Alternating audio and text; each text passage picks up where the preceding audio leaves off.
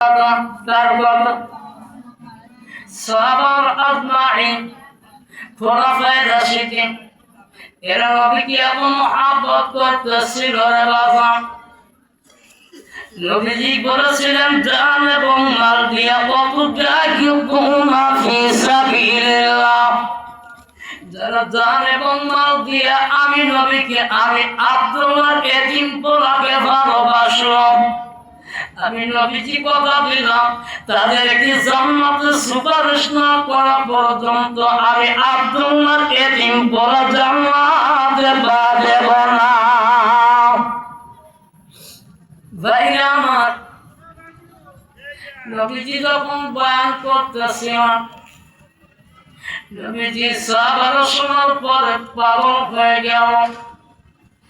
ভাইজান, নবীজির একজন সাহাবী ছিলেন সবচাইতে দুর্বল, আর যে সময় নবীজি ইসলাম প্রতিষ্ঠা করতে গিয়েছিলেন, নবীজির একজন ডাকু সাহাবী ছিলেন, তার নাম ছিল ওমর। কি নাম? আমি ওমর সম্পর্কে হাদিস করেছি বাবা। ওমর এমন একটা সময় এসে গেল, ইসলামের মধ্যে মানুষ দাখিল করতে পারে না, যতবার নবী কলেমা পড়ে, কিন্তু কলেমা জিকির গোপনে করা লাগে, প্রকাশে এবং জারি করতে পারে না। মক্কার বিশিষ্ট ধনী ব্যক্তি, মক্কার সম্মানিত ব্যক্তি আবু জেহেল, আবু সুফিয়ান, উতবা সাহেবা, এই চারজন নেতা তামাম মক্কার মানুষগুলোকে ডেকে একত্রিত করে ফেললেন। এরপর ভাষণ দেয়া বক্তৃতা শোনাইলেন। আব্দুল্লাহর বেটা মুহাম্মদকে মারার জন্য যথারীতি চেষ্টা করলাম, কোনমতে পারলাম না।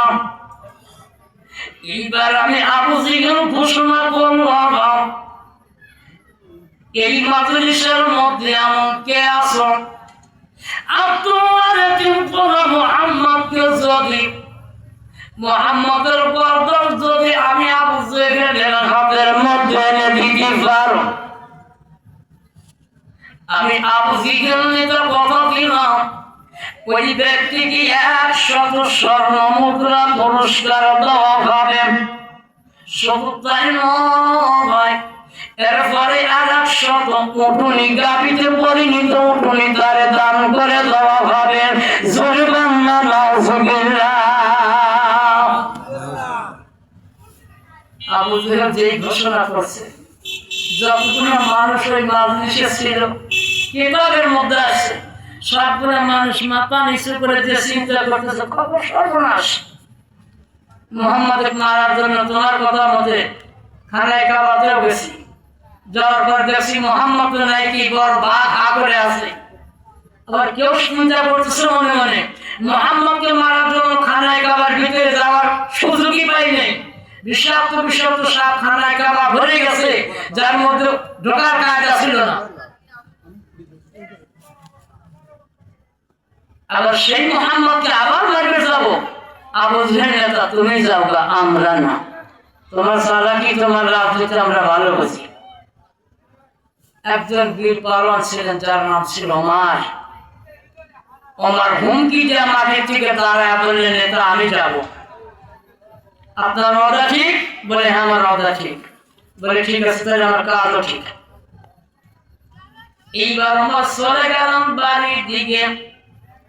ওমর বাসাতে যাইয়া, ওমরের যুদ্ধ করার জন্য 5খানা তরোয়াল ছিল, তার মধ্যে বড় বড় আর একটা ছিল